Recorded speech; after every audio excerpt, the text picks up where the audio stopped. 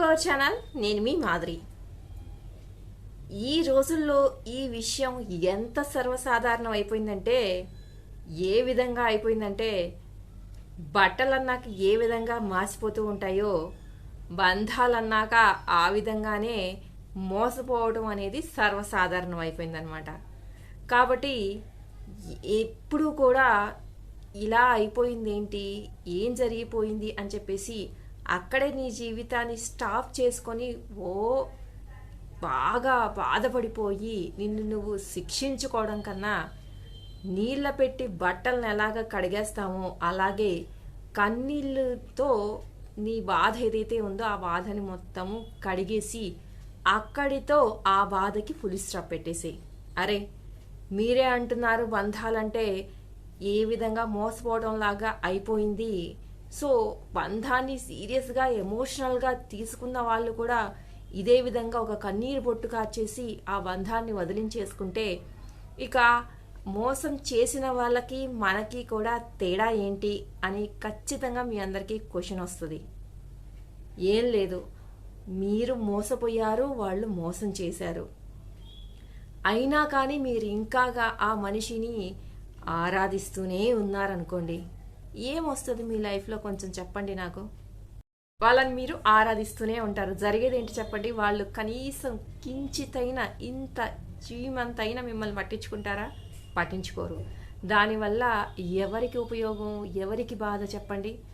ఎప్పుడైనా కానీ మీకు ఎంత ఉందో అవతల సైడ్ కూడా అంత ఉన్నప్పుడు దాన్ని పట్టుకొని ఏమాత్రం ఛాన్స్ ఉన్నా వేలాడడం అనే దానిలో ఖచ్చితంగా ఉంది, ఇది సబబుగానే ఉంది, ఇది కరెక్టే అని నేను కూడా అంటాను.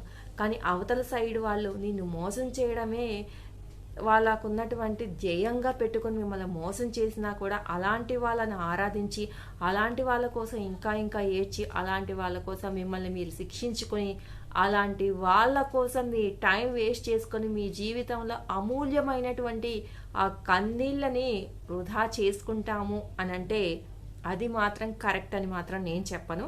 నా పాయింట్ ఆఫ్ వ్యూలో మాత్రమే.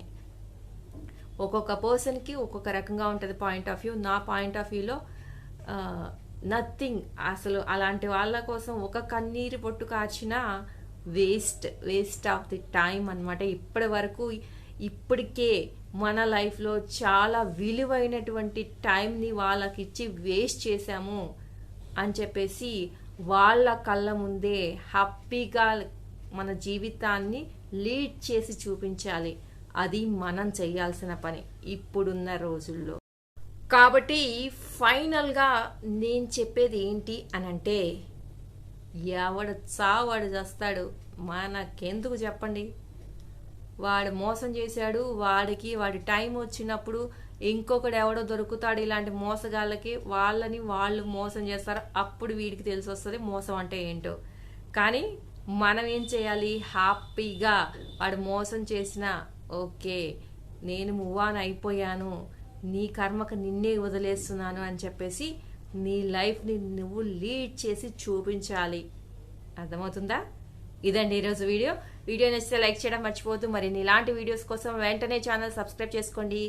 పక్కన ఉన్న బెల్ ఐకాన్ని ప్రెస్ చేయడం మర్చిపోకండి. అప్పుడే నేను పెట్టే డైలీ నోటిఫికేషన్స్ మీ దాకా వచ్చేస్తాయి.